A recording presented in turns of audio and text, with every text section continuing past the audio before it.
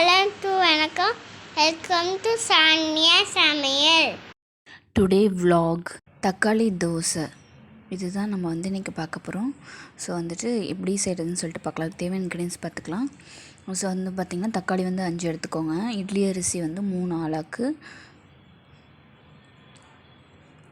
வரமிளகா பார்த்திங்கன்னா 8லேருந்து 10, உப்பு பார்த்திங்கன்னா உங்களுக்கு தேவையான அளவு எடுத்துக்கோங்க.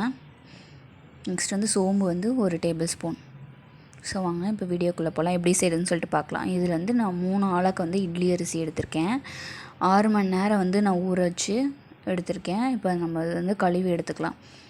ஸோ தக்காளி பார்த்திங்கன்னா நான் கட் பண்ணி வச்சுருக்கேன். இது ஃபஸ்ட்டு நான் தக்காளி தான் ஆட் பண்ணுறேன்.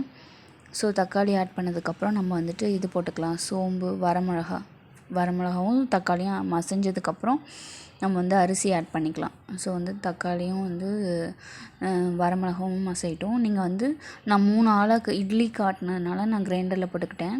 நீங்கள் ஒரு ஆளாக்கெலாம் எடுத்திங்கன்னா நீங்கள் ஜார்லேயே போட்டுக்கலாம். அரிசி ஆட் பண்ணுறேன். ஸோ தக்காளி மசிஞ்சதுக்கப்புறம் தோசைக்கு தேவையான அளவு உப்பு ஆட் பண்ணியிருக்கேன். நல்லா மசிஞ்சிருச்சு பாருங்கள். சோம்பும் ஆட் பண்ணிக்கோங்க வாசனைக்காக. ஸோ இதை நம்ம இப்போ வலிச்சிடலாம். நல்லா நான் கோதுமை தோசை கரைக்கிற மாதிரி கரைச்சிருக்கேன். ஸோ இது ரெக்டாங்கிள் ஷேப்பு தோசை தவா. இதில் நம்ம காஞ்சதுக்கப்புறம் நான் ஊற்றுறேன். ஓட்டையாக இருக்கிற மாதிரி ஊற்றிக்கோங்க. கொஞ்சம் மொறுன்னு நமக்கு கிடைக்கும். ஒரு ஆளாக்கு 2 தக்காளி எடுக்கணுங்க. ஸோ நான் 3 ஆளாக்குங்கிறனால 6 தக்காளி, ஆனால் நான் கொஞ்சம் பெருசாக இருக்கனால 5 வெந்துருச்சு பாருங்கள். இப்போ நம்ம இதை திருப்பி போட்டுக்கலாம். நீங்கள் வெங்காயம், கருவேப்பிலை இது ஆட் பண்ணுறதுனாலும் பண்ணிக்கலாம். ஸோ இங்கே பாருங்கள், ரெட்டிஷாக மொறுன்னு ரெடி ஆகிடுச்சு. இன்னும் 2 ஊற்றிக்கலாம்.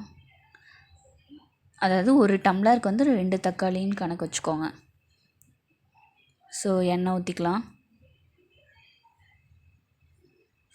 இதுக்கு பார்த்திங்கன்னா சைட் டிஷ் பார்த்திங்கன்னா தேங்காய் சட்னி, வேர்க்கடலை இதெல்லாம் நல்லாயிருக்கும். நீங்கள் இதை உடனே ஆட்டி உடனே ஊற்றலாம். இப்போ காலையில் ஆட்டினீங்கன்னா ஃப்ரிட்ஜில் வச்சுட்டு ஈவினிங் ஊற்றும் போது நீங்கள் வெளியே எடுத்து வச்சா போதும். நைட்டு ஊற்றிக்கிறதுக்கு. ஏன்னா தக்காளி புளிப்பு இல்லையா. உங்கள் எல்லாத்துக்கும் பிடிச்சிருக்குன்னு நான் நம்புகிறேன். லைக் பண்ணுங்கள், ஷேர் பண்ணுங்கள், மறக்காமல் சப்ஸ்கிரைப் பண்ணுங்கள். பக்கத்தில் இருக்க பெல் நோட்டிஃபிகேஷனும் ப்ரெஸ் பண்ணுங்கள். நான் போடுற வீடியோஸ் எல்லாம் உங்களுக்கு வரும். தேங்க்யூ.